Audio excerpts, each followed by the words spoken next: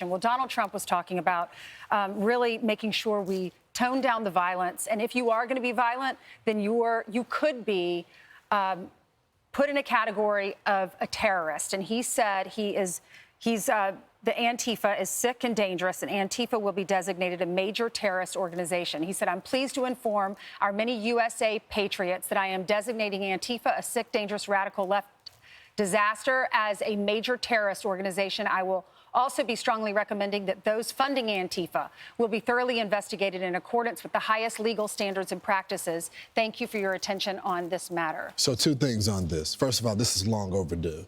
It's not just an ideology. If you remember the Summer of Love, that was many of those people were Antifa. And he talked about doing it then. That's exactly right. And now he's back in the presidency. He's making it happen. They're domestic terrorists. They set things on fire. They assault cops. And there was no consequences. The second thing about this that makes it so important, now that they're a domestic terrorist organization, now you can go after the people that are funding it, the RICO cases. And many people have said, George Soros, let's evaluate him and all his Open Society and all of these organizations that are funding these underground groups. When Christopher Wray came out and said Antifa is an ideology, it's not a group, we're about to find out if he's wrong or right. Because we don't really have a category for domestic terrorist organizations. Al-Qaeda comes here in our country. Right. They're a terrorist organization, but it's a foreign organization in our country. So this is new. Number 2, these pasty-faced kids that go into Starbucks and wreck the place in Seattle and Portland, I would like to see you sit these kids down. A lot of them are overprivileged, and you sit there and go, who funded you? How much are you getting paid?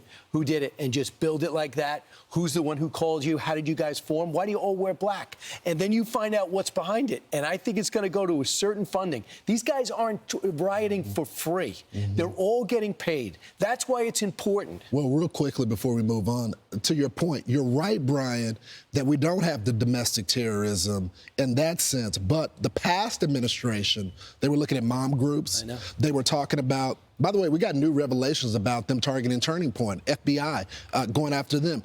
Pro-life groups, they were labeling them as domestic terror. By the way, there was no evidence of this happening. White supremacist groups that they were claiming in the military and all that as domestic terrorism. They did investigation, didn't find anything on it. These people actually set things on fire. Well, right. Antifa is short for anti-fascist, and it's a violent group. They're in the shadows. They wear these masks, and then they go in and they spark violent riots. So meanwhile, President Trump announcing plans to designate Antifa as a terrorist organization, saying this, quote, I am pleased to inform our many USA patriots that I'm designating Antifa as a sick, dangerous, radical left disaster as a major terrorist organization. I will also be strongly recommending that those funding Antifa be thoroughly investigated in accordance with the highest legal standards and practices. Fox News contributor Ben Domenech joins us now. Ben, they're not just an ideology. They're a violent group. This was the right move, right?